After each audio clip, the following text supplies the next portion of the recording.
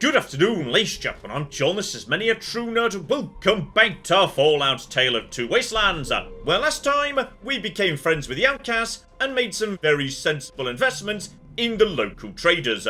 And today, we're heading over to Rivet City because, blimey, that is a location that contains a fair few secrets. Still, let's start off with the big stuff here. Two big missions that need to be wrapped up there. Step 1, here we go, Moira. Let's talk about history. Yes, Rivet Cities in particular. It's the most successful survivor settlement around, but no one here really knows how it started. Of course, that's why it's important to know how a place like that succeeded. So I need you to go there and do some researching. So alright, head in, ask some questions, sounds nice and simple. The other big mission, however, that one's a bit more on the complicated side, because, okay, let's talk about the Replicated Man, a fascinating mission because it has no quest marker, no anything. It is a mission quite unlike anything else I can think of in Bethesda's entire history. And sure, there is a quest giver you could go and speak to Zimmer in Rivet City, but he just says, hey, go and find information, maybe try doctors and or technicians, they might know something. You've got to figure out everything else by yourself, and as I say, the way this one works is really bloody interesting. Because after that, the game just leaves you alone and lets you figure it out. Basically, you need to go sniffing around and locating 4 holotapes in order to get the information you need. So for example, right here, in the doctor's office in the back room of the Megaton surgery, you've got a holotape here, and there's a very particular reason this holotape doesn't have a name beyond just being a generic holotape, and that's because what's on this tape is not fixed. So I've just picked it up and it has instead turned into Wanted Trustworthy Surgeon. Hey Doc, I'm only sharing this with you because you seem like someone we can trust. Have you heard about the synthetic men they make up north in the Commonwealth? Well, the rumors are true. They're called androids. They're men like us, just made out of different parts. I know one of these androids. He's looking for a trustworthy doctor to perform some facial surgery. Can you do it? Do you know someone who can? Also, do you know anyone who's really a whiz with computers? So there we go, come out of that message and the Replicated Man has now begun. But that's not the only way to do it. Let's just nip back in time and pretend we didn't pick up that holotape, because our dear friend Moira is sitting on one too. Pick this one up instead, however, and it turns into androids are real, no really. You've heard those rumors about androids. You know, those synthetic men they supposedly make up north in the Commonwealth? Well, a friend of a friend knows a guy that met one. No, really, it's true. He's running away from his masters. Word is he's looking for a doctor to do some kind of surgery and a computer programmer of some kind. Can you believe that? Let me know if you hear something. So there we go. Basically the same information, but slightly reworked because yes, this was in the hands of a technician, not a doctor. Now you might be wondering, as the Replicated Man begins again, why did I decide to reset time? That's because those messages are mutually exclusive. So say I nip back to Doc Church as having already picked up Moira's message, and we pick up this message, which once again is a generic holotape, that's now become a request for help. If you're listening to this recording, it is because you're believed to be trustworthy. I hope that is the case because this recording puts us both in danger. I'm escaping from the Commonwealth. I'm an android, a synthetic man, a slave. The men hunting me are ruthless and will stop at nothing to retrieve their property. I need to find a doctor in the wasteland to perform facial reconstruction. I also need someone who knows a great deal about computers. I need to have my memories erased and my face altered to look like someone else. So, that tape is now a different tape to what was there a second ago, because these tapes are being dynamically generated depending on what order you pick them up. The first tape you pick up is always an introduction tape, the content being a function of where you got the tape from, medicine and technicians being the ones most of you have probably heard before, given they're the people Zimmer specifically says you ought to go and speak to, so they're very easy to get hold of, and there's plenty of them dotted about. Basically, any doctor or repair person in the Wasteland will be able to give you one of those tapes. But you can only get one, because the second tape you get, no matter where it comes from, will be a message from the android himself. The next tape I pick up will be like the first tape, however. Its contents will depend on where it comes from, and the fourth and final tape is again guaranteed to be from the android. So, where I think this gets interesting, however, is there may be some tape variants you've not heard before, and where you can get those tapes can give you some rather interesting information about some otherwise unremarkable characters. So back in time once again, and let's pretend we've never picked up a tape at all, and instead we want to go elsewhere in Megaton. In particular, somewhere around here, there's going to be a lovely big blue bus.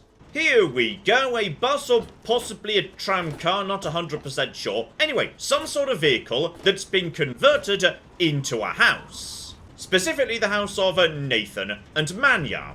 Fairly unremarkable individuals, really. The most interesting thing being, yes, Manya in particular is very familiar with Megaton history, so she can give you a much more detailed version of how the town got started than anybody else, but she's also got a bit of a secret. Inside her house, we've got another tape, but this one's a bit different. You'll never guess who just showed up at my place. That android catcher from the Commonwealth. At first, I thought he was going to kill me. But it turns out he's an android himself, and he's gone rogue. I didn't believe him at first, but I'm convinced he's telling the truth. We need to find him a place to hide along the railroad. He also insists that we help him locate a trusted doctor and techie. The railroad, in fact, has a much bigger presence in Fallout 3's Wasteland than you might expect. It's very easy to assume it's just Victoria Watt, who we may well run into during this very mission. But no, the railroad has other agents and sympathizers embedded in the capital Wastelands. And having picked up her tape, we can actually get that confirmed from Manya herself. We don't do that anymore. Well, not until the heat dies down. The railroad isn't operating anymore. Best forget about it now. So yes, indeed, Manya is completely familiar with the railroad and, by the sounds of it, was at one point an active agent. But, as per the tape, a courser, possibly Harkness himself before he went rogue, showed up and started causing trouble, so they decided to go to ground for the moment. But yes, this is the fascinating thing about these tapes, which is, if you can find one of these tapes, we can basically identify every single member of the railroad in Fallout 3. Still, let's once again just pretend we've never picked up a tape, though yes, the number of alternate universe Johns is getting dangerously high at this point, and instead go to Rivet City, because, as you may recall, we touched upon this some weeks ago, there is a fourth option as well. Here we go, as you may recall, Sister, the slaver in Rivet City, whom Mei Wong thinks is hunting for her. But, as we've discussed before, she's wrong. That's not why he's here. We've a little assignment from the Commonwealth. A very important slave escaped into the wasteland. Well, it's not exactly a slave. It's what they call an android, a kind of synthetic man. The important thing isn't what this guy is. The important thing is the job pays more than you can imagine. He thinks the synth man might be looking to get in touch with a doctor or a tech head. If you want to cut, then get a move on. So there we flipping go. Not only are coursers and Zimmer and whoever else getting involved in trying to hunt this guy down, they've hired the local slavers to assist, which is what Sister is doing in Rivet City. And what I really do like about these varied tapes is they come from all sorts of different perspectives. So the technicians and the doctors, they're potentially being hired to actually do the job on the android. The railroad, they're trying to hide him. The slavers, they're trying to track him down. So you've got all sorts of different perspectives on this one missing guy. And as we mentioned before, message number 2 is the same no matter where you get it, so okay, Dr. Preston, can't help but notice that doctor bit of your name right there.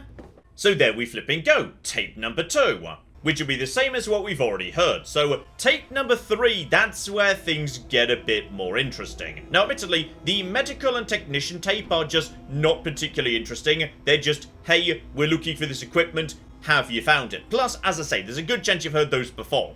The slaver and the railroad tapes, however, they're a bit more on the interesting sides. The slaver one because it's just so bloody hard to find the relevant tapes. There's one in Sister's room, which is behind a locked door. For the others, you've got to come all the way bloody back here to Paradise Falls. And here we are, right on the table in Eulogy's pads. Time's running out on finding that android. We don't get him soon, someone else will. Zimmer doesn't seem to understand we're the best at this sort of thing. I'm sure he's hired others too. He won't shut up about the thing. He was babbling about a lipoplasticator and microdermal graftalizer. What are those, you ask? Apparently something doctors use to mess up someone's face beyond recognition, so we don't even have a description to work off of. To make matters worse, he now thinks the android got his memories wiped or something. Find some tech junkies, knock on some doors, and try to find something called a circuit neuralizer. Knock on some heads too if you have to. Get it done. So there we go. Eulogy rather losing his cool in the face of a manhunt where he doesn't even know what the man in question looks like. But let's get to the really interesting piece of the puzzle, which is, yes, being able to ID every single railroad agent in the capital Wastelands. Which has indeed brought us, as you may well have noticed, back to Underworld. And here's our destination, Tulip, the store downstairs in Underworld. And here's her tape right here, which, because I'm picking it up as tape number 3, means it's actually going to have something on it relevant to her. The android's decided on extreme measures. He knows all the techniques of the retrieval trade, and is afraid facial reconstruction isn't enough. He wants his memories erased and replaced with new ones. I don't know how that's gonna work. Start asking around for trustworthy tech heads. We need to find something called a circuit neuralizer, and a person who knows how to use one. Also, we have a lipoplasticator and microdermal graftalizer. Now we need to find a doctor able and willing to perform the facial reconstruction. We need to hurry. They've come very close to discovering the railroad. So there we go. Tulip right here is in fact a railroad agent. And once you know that, you can straight up confront her about it. They were looking for a tech wizard a while back. Someone who could fiddle with the android's memories. But you'd better stop poking around. Those Commonwealth hunters are still out there tracking him down. We shut down the railroad for safety. And just as Manu confirmed, yes indeed, the entire railroad in this area has shut down for the time being. One we haven't actually got to yet is located in Tenpenny Tower. Herbert Dashwood is also a member of the railroad, and basically yes, in Fallout 3 there seems to be a connection between people who are very sympathetic to ghouls and the railroad. The idea being, I suppose, sympathy to synths and ghouls would carry over. So yes, Herbert is not a surprising member, I guess. And one final member we can ID, Father Clifford himself, right here in Rivet City. He's one of God's creatures, just like you and I. He wanted new memories and a new face. Sadly, I couldn't help him. He left to look for a tech, someone with pre-war skills. So there we go. It would appear that post-apocalypse Christianity has taken a very sympathetic view of sentient AI. Oh, and here she comes. Here comes bloody Victoria Watts. Right, yes, Victoria is going to be, hunting me, and she's also kind of... I think she's got stuck. Oh, Fallout 3, when will you ever stop breaking? Yes, the moment the mission begins, Victoria Watts starts hunting you. She basically wants to make her way towards you, to give you a stern telling off and give you an alternative solution. Just give a fake broken down android part to Zimmer so that he thinks the android is dead and leaves, etc, etc. I was thinking it was odd she hadn't showed up. Turns out she was just like stuck in the floor or something. Still, as I was saying, fourth bit of information doesn't really matter where it comes from. So here we go, back to Tulip's tape, and on this occasion, it's now turned into this. Despite the harshness of the wasteland, I've discovered in more than a few here a compassion that is unheard of in the Commonwealth. Perhaps it's the daily struggle for life here which gives appreciation for life in general, whether human or android. In a few days, I'll be a free man, a new man. Let me say thank you now for referring me to Pinkerton at Rivet City, because I will not remember any of this soon. Still, before we get into the Pinkerton business, don't forget we also had work from Moira. So let's just start that too, because I suspect we might well be able to kill two birds with one stone. Now, there are 10 million ways you can do this mission. You can speak to basically anybody on the boat. My personal favourite is starting with Vera, and there's a very particular reason for that. You see, if we just nip down to the bar over here, Vera's got a very specific reputation locally. Go talk to Vera if you want gossip. I don't talk bad about folks. And there we flippin' go. Vera is the local gossip, and oh, she's got some juicy bits of info. Now just make sure we are dressed up nicely in order to gather some information. And step 1 should as a starting point for asking about history. Actually, now that you mention it, Seagrave may know more about it. He's been here since he was just a boy, and I can't imagine anyone knows this ship better than he does. So there we go, we've got ourselves the lead to go speak to Seagrave. But yes, more importantly before we do, Vera, you utter gossip, let's hear the local rumours. Well, I really shouldn't tell you, but have you heard about Polly Cantelli? He's addicted to chems. His poor wife Cindy is at her wit's end. So, rumour number 1. You haven't heard? Angela has the hots for Diego. But since he's a priest, he's been putting her off. One of these days, she's just going to jump his bones. And rumour number 3. They say Mr. Lopez is losing it. He stands on the top of the bridge tower for hours at a time, just staring out over the city. And there we go. 3 rumours to kick us off, and not one of those leads to a named quest, but all of them lead somewhere interesting. And now we've spoken to Vera, do as she says, and head over to Seagrave. But because we've done things in this precise order, yes, he reveals something rather interesting. Oh, I really wouldn't know. I mean, long as I can remember, she's just been here, soaking up all the repairs and attention we can give her. I grabbed a wrench and joined in the reconstruction pretty much first thing out of the womb, but I never really cared about the politics. So okay, he's not immediately willing to tell us too much. However, because we got his name from Vera, we can name drop her to him right now, and that's when things get interesting. She did? Well, I suppose I've picked up a lot over the years. I mean, no one's spent more time tinkering on this old girl than I have. Oh, Rivet City, I mean. Not Vera. I mean, Vera's not old. And I haven't tinkered on her, obviously. Not that I wouldn't. I mean, no. Anyway, you might find some clues in Pinkerton's place, in the broken-off bow. He was around before me and used to store stuff there before he left. You see, for some reason, Rivet City is an absolute flipping hotbed of people who really want to get together. Seagrave is super into Vera, and we heard from Vera that Angela is super into Diego, which we'll get back to shortly, but first, we also heard that Paulie Cantelli has got a bit of a drug problem, and unfortunately, yes, his wife runs the drugstore. He's hopeless. I have to keep him away from the shop, or he'll rob us blind. One of these days, he's going to end up dead. So yes, Cindy is not feeling desperately confident about her husband's future. And speaking of which, let's just, nip along to the Cantelli's room, because while his wife is working in the drugstore all day, unfortunately, yes, Paul spends a lot of time sleeping on a bed next to a big old pile of drugs. And this guy is rather useful because, okay, it's a bit of a bug, I suspect, but this guy is, probably by accident, the single best source of negative karma in the game. Who are you? Got any psycho? I could really use a fix, but I'm broke. Ha! I run the chem shop, but I'm broke and can't buy chems. And yes, indeed, we can learn the location of his stash, etc, etc, etc, but that's not what we're here for today. Instead, we can just straight up give him some psycho. Though yes, it is rather odd he's saying he can't afford any drugs and he doesn't have drugs when he is literally lying on a bed next to drugs, which you can steal and then give back to him. So that's what we're gonna do. We're gonna give you some psycho right now.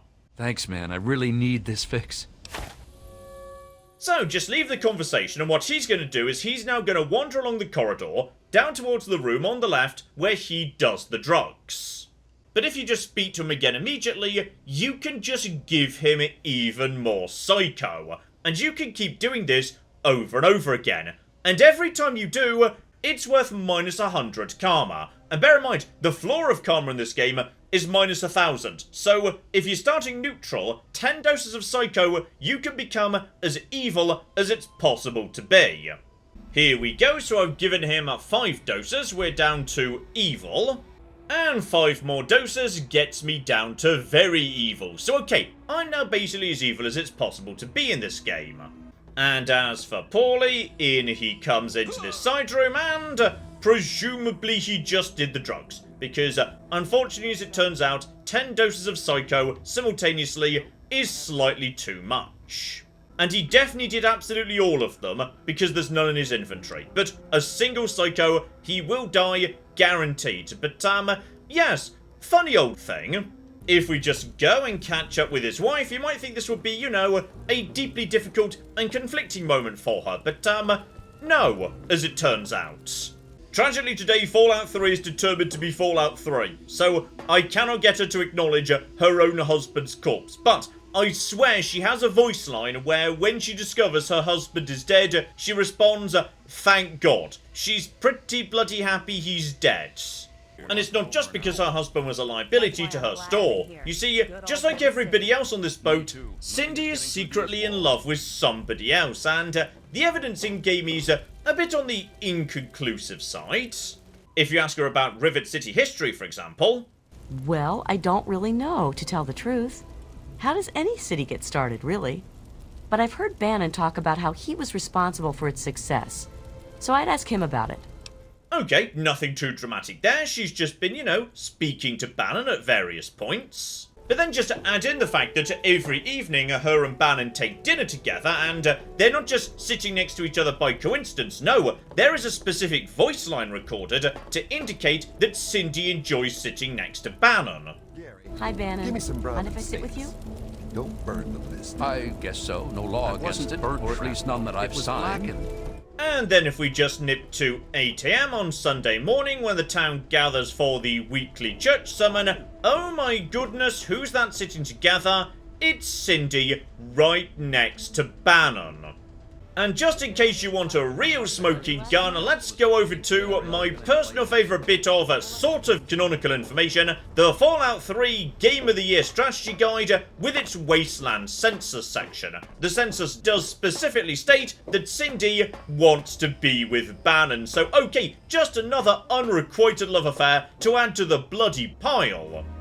Yes, and while we're passing by the church, just in case you've ever been curious what's going on with St. Monica's, yes, this is a post-apocalypse corrupted version of an old Christian story. The original St. Monica in Christianity, to massively oversimplify, basically was known for travelling a very long way for a very long time to find her son, and then spending, I believe, 17 years trying to convert him to Christianity. If you do rock up early Sunday morning, the priest here tells a version of that story that has been changed for the post-apocalypse, to be not so much about Christianity anymore, but instead containing an anti-slavery message, where Monica travels a long time to find her son, discovers he's become a slaver, is herself enslaved by him, and then manages to eventually talk him round and make him realise slavery is bad, and thus she becomes a saint of the post-apocalypse. So this is Christian literature reworked for the specific needs and morality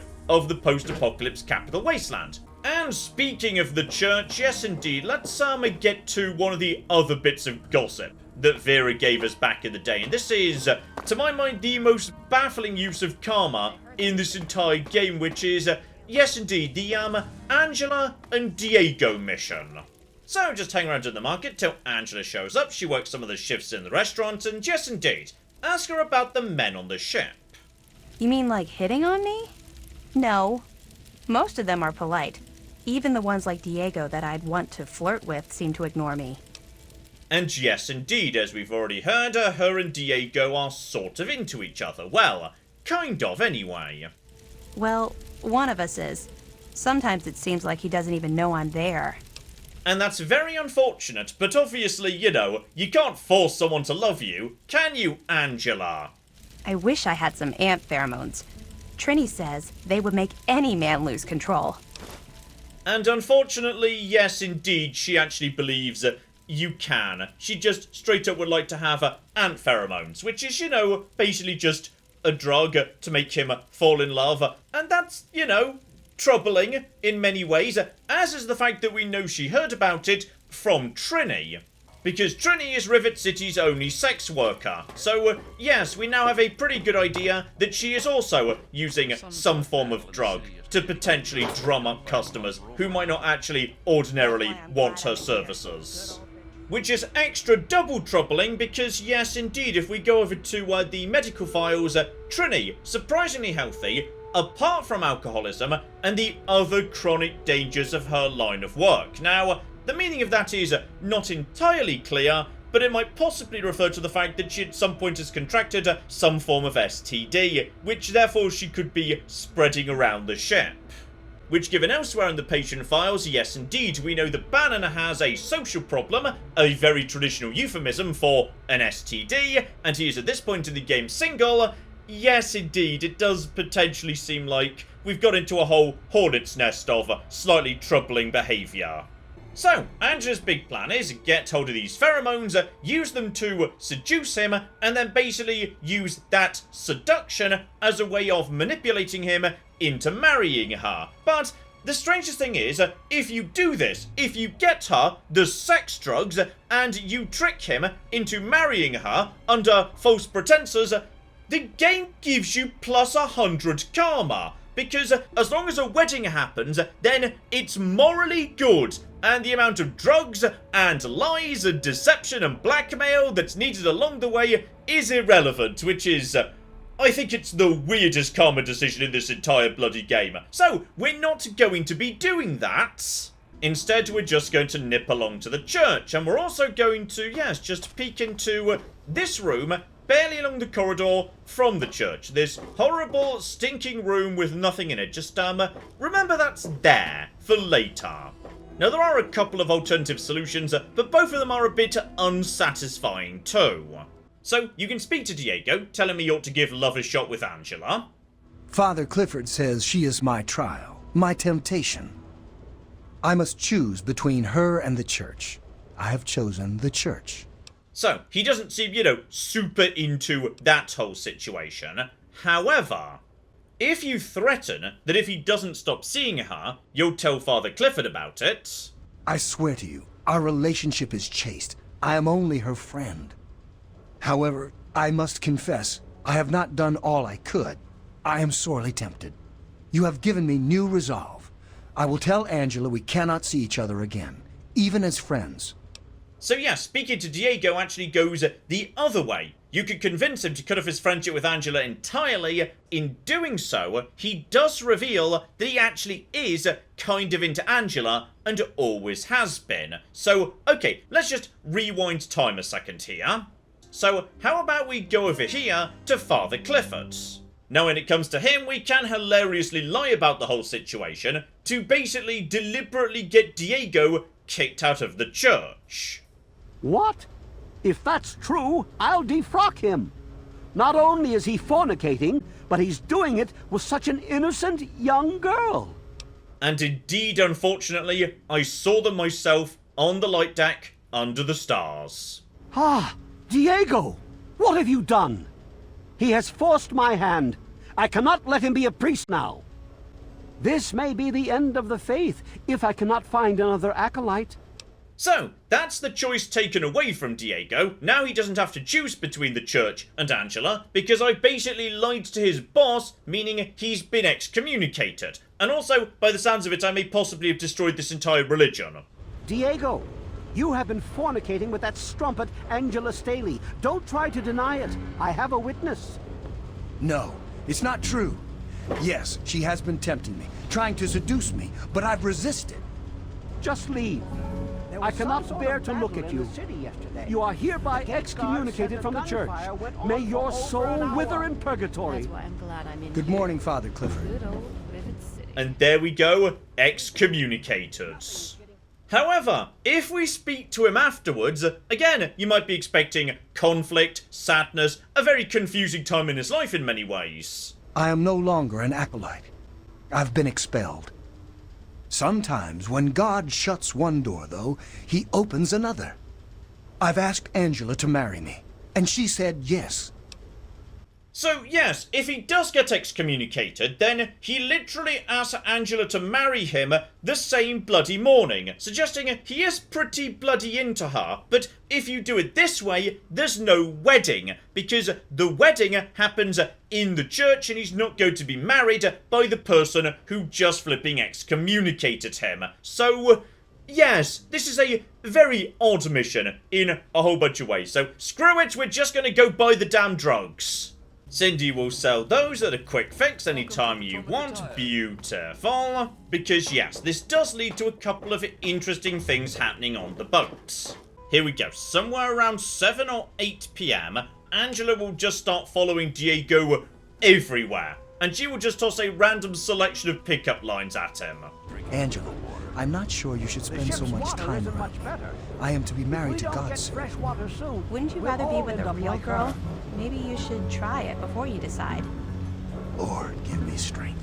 I have something special for you, but I can only give it to you in private. We're not alone, so it'll have to wait. Maybe later today. Diego, do you think I'm sexy? I mean, if you weren't a priest and everything, would you be turned on by me? We're not alone, so it'll have to wait. Maybe later today. Then things just start getting a bit, weird and creepy, and Angela just breaks into Diego's room, watching him sleep while, having a knife on her. So, okay, this was already a bit on the dark side, but it's getting darker fast. And there we go, Angela wanders off, and I think we are about done. That is officially the seduction. I should point out one thing, by the way, which I'm not 100% sure as to the answer to, which is, yes, if you read various Fallout 3 guides and whatnot, it does say that there is a solution where you can talk Diego into choosing to leave the church in order to marry Angela. I do not think this is the case, and if it is, I do not know how you bloody do it, because I have been through all of Diego's dialogue, and every time he says, hey, I'm choosing the church over Angela. I was wondering if maybe this might be something to do with the hidden disposition system that Fallout 3 does have, but there's basically no way to boost Diego's disposition, because the only way I could think to do it would be, yes, donating to the church. So I tried donating 1,000 caps to the church, which, by the way, offsets all the drugs I gave to Paulie, because yes, donating money to the church, 1 cap equals 1 karma, meaning we can literally put a price on a human life in this game.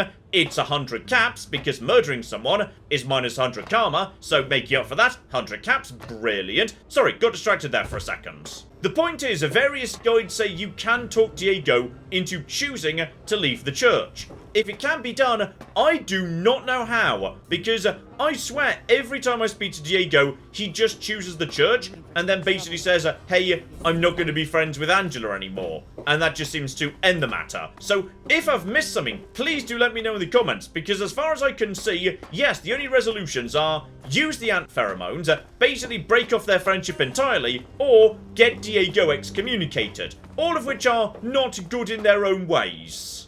So, following morning, even though, yes, you can literally follow Angela straight back to her room, because she shares a room with her father, but regardless, did the ant pheromones work, Angela? Oh my god, it was so romantic. Diego has left the church. We're going to get married. It wasn't that romantic, you were literally standing over his bed with a knife, Angela. Oh, we forgot to invite you. You should come. Be at the church by 3 o'clock tomorrow.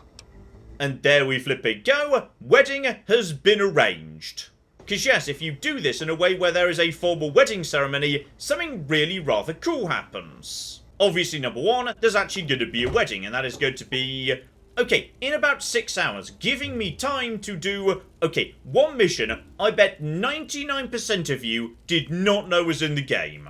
Which is, you can generate a missing child crisis, and then immediately resolve it yourself. Here we go. Find James Hargreave, the son of Tammy, and now be increasingly as rude to him as it's possible to be. My mom is probably drunk, and my dad's dead. Is that good enough for you, asshole? Oh no, no, we've got much further to go yet. Here we go, once we've met Tammy, his mother, that opens up new options to be mean to him. What did you say about my mother? You take that back! Oh no. Oh, flipping no we don't, and that opens up a speech check. So, speech, 100%, do us all a favour and just run away. And this is, blimey, this is very well hidden, the fact you could do this, because the only way to do it is to have multiple conversations with James after speaking to Tammy. I'll show you. I'll show all of you. When I'm gone, my mom will really miss me. And there we go. He is now decided to run off, so we're just going to be following him. And he's recruited his best friend, CJ, the only other child on the boat, to join his super fun, awesome adventure. And he's not kidding, by the way. He's actually going to do it.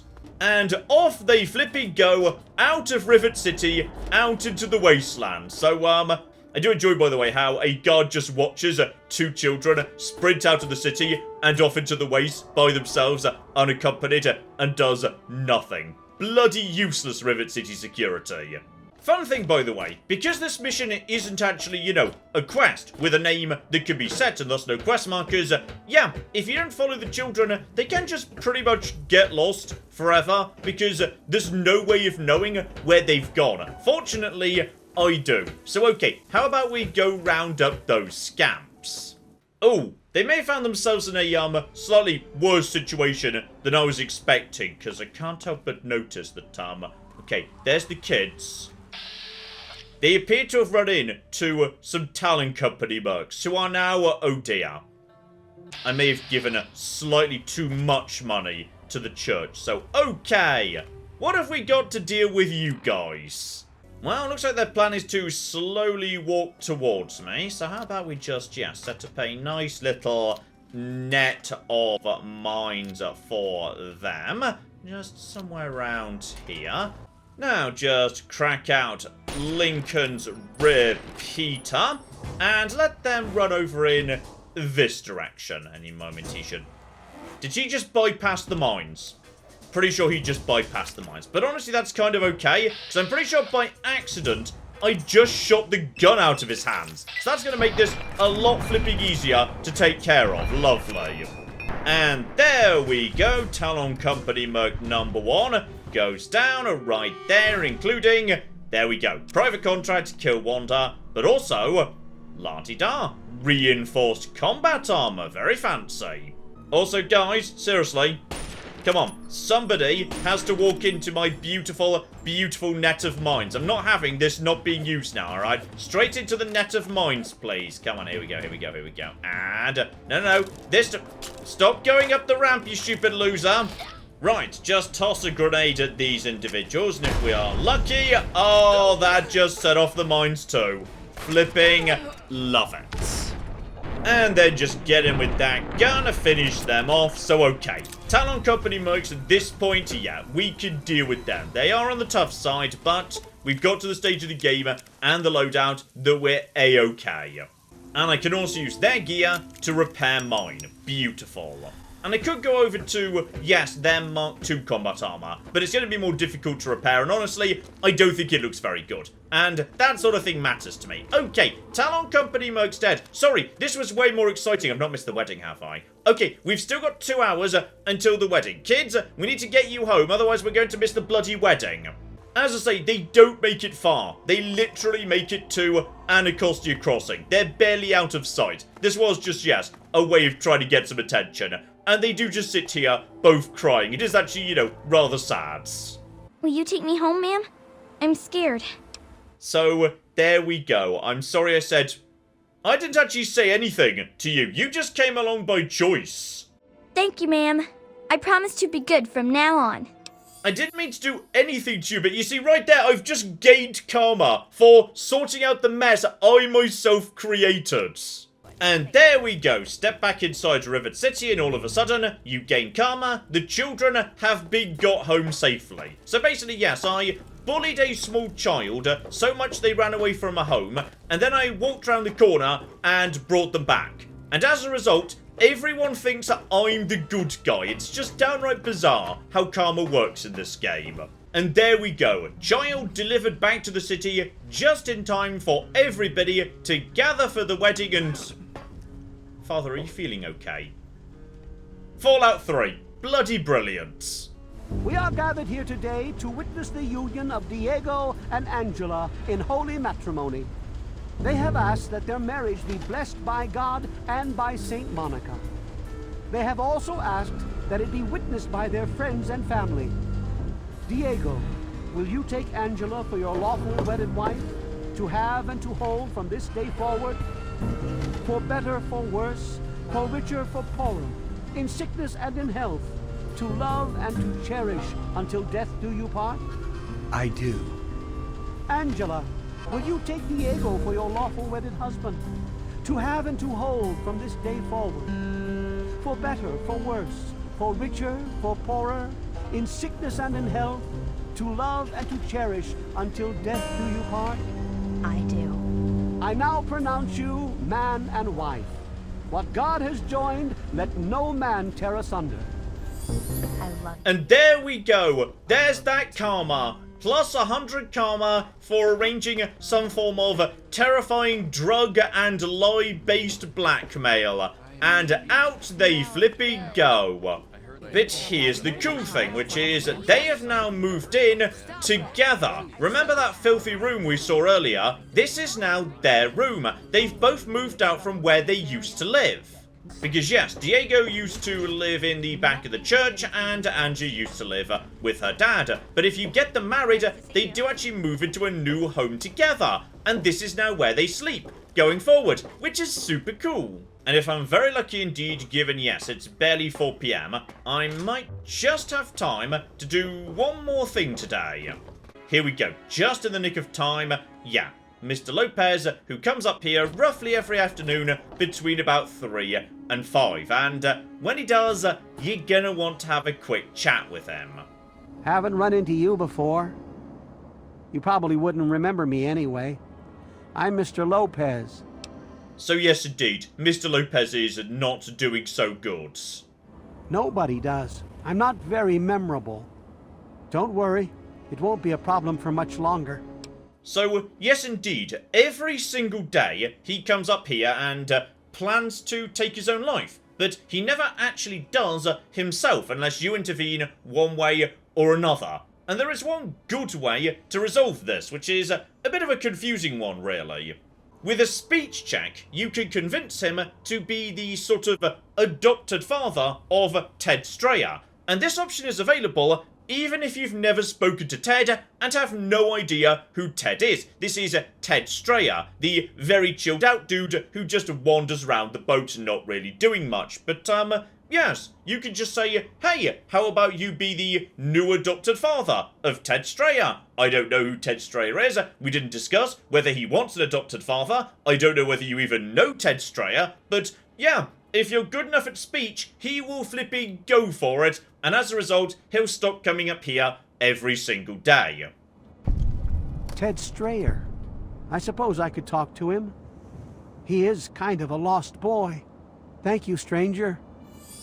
And he really flipping wants to do this, by the way. He sprints straight down the tower, straight to wherever Ted is. And yes, like many NPCs in this game, he can run faster than me. Like, when Angela's in a hurry, blimey does she get a zoom on. Okay, that is enough drama and unrequited love and secrets and all the rest of it. Time to get back to shooting things in the face, because yes indeed, we now know where we're supposed to be going. Pinkerton in the Broken Bow. And as for getting to him, well, I wouldn't say this is a secret, but I didn't know it for a long period of time, and several people I've spoken to had no idea about this. So, okay, let's talk about the maybe possibly slightly secret way that you can access Mr. Pinkerton. So naturally, just head down to the Broken Bow of the ship and you have got yourself a lovely front door right here. Locked very hard, because Pinkerton really doesn't want to be bothered.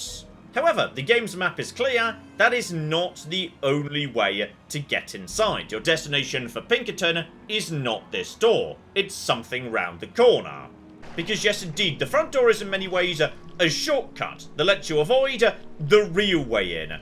Down underwater here, an unlocked door into a much nastier environment. And yes, if you're going in this way, you're going to need to take some deep breaths because yes, it is very flooded indeed. If you are playing Tale of Two Wastelands and you've already got the rebreather from New Vegas, that's going to make life a whole lot easier. And it's not just, yes, the lack of oxygen. You've also got slow opening doors, so nipping in, opening the doors, and maybe backing out again.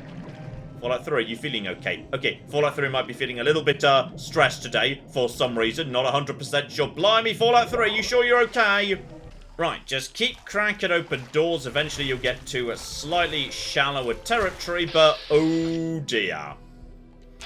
Okay, let's just, triple some legs. Don't you worry, I've got a plan for you, actually, because, fun thing about this area, Mirelurks, despite being water creatures, this being a Fallout, yeah, they can't actually attack me in water at all. In water, it's just a no-score draw. Meaning the best thing to do with Mirelurks can often be just, lead them nice and underwater, and then just go through here, shut the doors behind you, shut the doors behind you, shut the doors behind you. Okay, they will be able to, open them as time goes by, but it gives me one a hell of a head start, and in fact, there we flipping go. If we're lucky, we'll have just lost them. Straight back to caution, boom. And on top of that, we have now got this door nice and open forever. So if I need to nip out for a second, I can do, no longer an issue. And now we're into one of my favourite areas in the game, because I do just enjoy how many traps Pinkerton's managed to fit into this tiny, tiny area. Just set one off. Don't even know which one I just set off there, but I've definitely just set off a trap. That was a gas trap that also triggered a few other bits and pieces too. Also, I'm no longer well rested. No, I can imagine not. We've got pressure plates, we've got shotguns, we have got everything on every side. And I'm pretty sure there should be, yes, a fake computer explosion right here for this fake use the terminal door. But I think it may have exploded during that mega explosion. So instead, yes, the switch straight behind me. And there we flipping go. We have found Mr. Pinkerton and Buddy. Buddy. I have got multiple things I need from you. Though I'm also going to be, stealing your skill books while I'm passing by. So, step one, let's learn some history, Mr. Pinkerton. Ha! Sounds like you've been poking around, all right. I'm surprised any of those reprobates even remember me. Maybe they still laugh about how they edged me out of the council back then. But you can set the record straight. And there we go, he's now on side. For that, you have to go all the way back to when remnants of the Naval Research Institute cleared the Mirelurks off this wreck, about 40 years ago. We were looking for new lab space, and this bucket of bolts just happened to have a well-preserved science bay on it. Everything else just grew up around that lab once we got it up and running. The science team was led by one H. Pinkerton. So there we go. By the sounds of it, once upon a time, yeah, he was leading the remnants, descendants, etc. of some form of military research wing. That lasted until about 18 years ago, when those ambitious backbiters like Lee and her little team showed up. She came in with her big Purity Project pipe dream, and my whole staff started working with her, those traitors. She even took my seat on the council. By then, I was glad to leave it behind. But hell, if I'm leaving the city I made great. And there we flipping go, and even better, he's got evidence. Of course I do. A good scientist always keeps track of their data. Here, they probably don't even remember, but I kept the records of that first council meeting. Take them, if it'll put them in their place. Now, straight on to, the synthetic man. This android calls himself Harkness now. Comes in and wants a memory job. I took new memories and replaced his old ones. Don't believe anyone's done that before. Certainly not down here. That Commonwealth tech isn't all that fancy when it comes down to it. I'm also the only one in the Wasteland with the skill and the nerve to perform facial surgery. That android flesh ain't so different than ours. And if you're curious how a man just sitting in a wrecked ship managed to, yes, create a brand new personality, he didn't. He got it from Vault 112. Braun, of course, has been playing around with memory manipulation and all that good stuff with his tranquility loungers. So yeah, far as I can tell, James and me are not the only people to break into Vault 112. At one point, Pinkerton did precisely the same thing. He just got in and out without having to go into the simulation. Right, in which case, time to wrap things up here. Step 1. Choosing a reward, because yes, either you can tell the truth to Harkness and deal with Zimmer, in which case you get his plasma rifle, or you turn in the information to Zimmer and he gives you a brand new perk that pertains to that. So, you know what? It's a difficult decision, and my response is, why not both? Step 1. Tell Harkness everything you know. I'll admit, this is pretty convincing evidence, but it doesn't make any sense. How can this be possible? I mean, I'm gonna be honest, Harkness. We visit this in a lot more detail in Fallout 4. And even then, things are a bit fuzzy as to, you know, precisely what synths are and how they work, etc. But for the time being, I'm just going to activate you with this here code. Ah! My God. I remember. I remember it all. From before. Zimmer. The Commonwealth. The Institute. My God. All those runners I brought down. You made me remember. Why? How? Never mind. My God. What am I going to do? My life. Everything. It's all a lie. This is my favourite exchange in the entire game because I just absolutely adore how much it demonstrates, yes, the limitations of facial expressions in Fallout 3. How he completely fails to emote any of this. It's beautiful. Anyway, what we're gonna do, buddy, is you're gonna stay here as head of security, and I'm gonna go murder Zimmer. Here, use my weapon. I've had it forever, and it's never let me down. Consider it a token of my appreciation. And that there is a unique plasma rifle, which is really rather good. Damage at 32, DPS 142, very low simple requirement, so basically anyone can use it, and bonus crit chance. You know what? We're gonna be using this thing in a brand new aiming sight on it. I love it. So straight away, pretend to change sides and shop in Harkness. Harkness, you say? Yes, that makes sense. He used to work for a special branch of the Commonwealth Police, after all. And he's right here, in Rivet City? Excellent. I must wait. Find an opportune moment to confront him. Thank you for your discreet assistance and continued discretion regarding this matter. And now for your payment. This combat module will directly affect your central nervous system. I think you will find it quite beneficial. And it really is rather good, by the way. 10% bonus chance to hit in VATS under all circumstances. It is beautiful. But you know what, buddy? You've given me an excellent incentive to want to try out my new VAT shot. So, how about we just... Oh, yeah. Oh, flippin' yeah.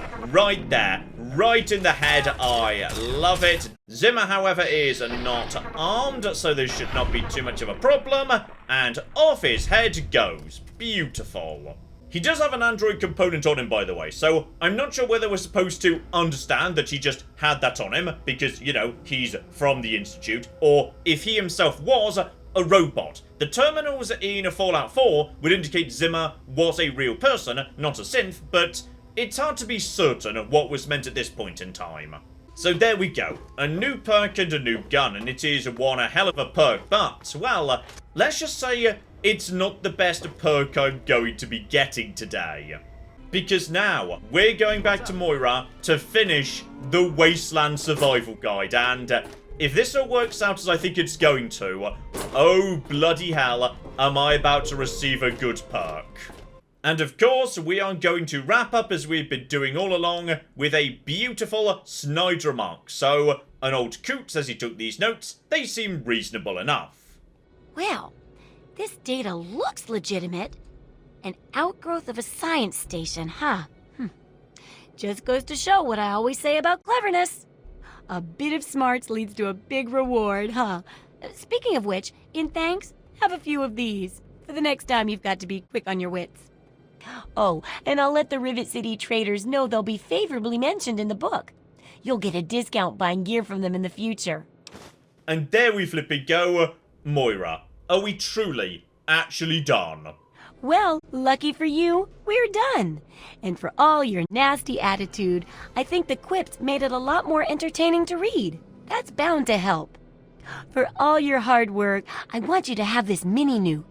I kept meaning to use it to dig a well, but honestly, it just makes me nervous. Now, I just need to do a few last tweaks and it'll be ready to print and distribute. Thanks for all the help.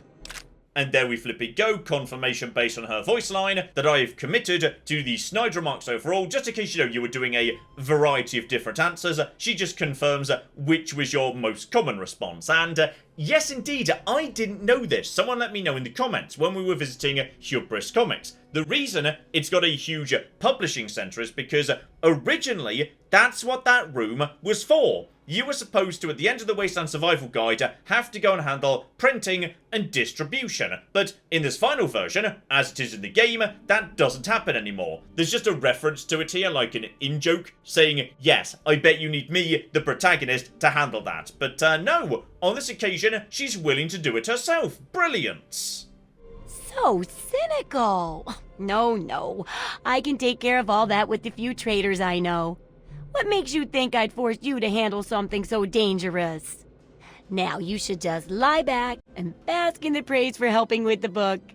And there we flipping go. One completed Wasteland Survival Guide. But now, the very first copy of our book goes to you. It wouldn't nearly be as good without your input. You're the real Wasteland survival guru. And that's precisely what I want to hear. As a result of my painstaking research, my survival skills have improved. So, survival guru. That's precisely what I wanted. And there she is, my copy of the Wasteland Survival Guide. But yes, this is like a special one. You can't read this to gain survival. That's not been added in. Instead, it's just, a nice thing I get to carry around with me just as, a mark of pride. But more importantly, go to my notes tab and yes indeed, lead author and subject matter expert Wanda, assistant author Moira Brown. If you do a worse job and don't do the option objectives, then Moira's listed as the primary author and you're listed as a chief assistant or junior assistant or something as the book gets worse and worse and worse. This indispensable guidebook contains everything a survivor in the Wasteland could need to know. Every page contains a gem of brilliant insight into how to survive, thrive, and revive your survivor community. And on top of that, the guide's humorous and refreshing attitude lifts a reader's heart, making it invaluable not just for physical survival, but for mental survival as well. So, yeah, confirmed that's as good as the book gets. Giving me 6% bonus to poison resistance, complete trash, radiation resistance, sort of okay, but more importantly, because I was so snide, a 3% bonus to crit chance, and oh bloody hell. So that is 9% off luck, up to 14% with finesse. Survival Guru boosts that to 17, don't forget I've also got Built to Destroy, that should get me up to 20. Toss on the first recon berry, that's 25%, and that's just base. 25% base crit chance, and so many guns have bonus crit chance built in. We should basically be getting, crits every other shot at this point. It is, it's beautiful. So I would say with Rivet City wrapped up, that is more than enough for now. But next time, as we have spent so much time in the city this week, I'd say we're getting back out into the Wasteland, heading off into a brand new direction because, yes indeed, so far we've been sticking fairly close by to, some traditional routes, just digging out some new secrets. How about next time we head off into strange new uncharted territories? Alright, those corners of the map that very few players ever go and visit. So, yes indeed, I'd say strange, wonderful things you may never have seen before coming up next week. Hopefully, you're looking forward to that. But in the meantime, I've been John, this has been Many a True Nerd, and this has been Fallout, Tale of Two Wastelands. Thank you very much, and goodbye. If we just hide the bodies, nobody needs to know about this. Yes! My stupid plan has worked! It turns out I'm a genius. The giant rat scorpion is not gone. Oh, hang on, there's more yet, though. I'm still being very shocked. Guys, where's the NCR? Nobody needs to know.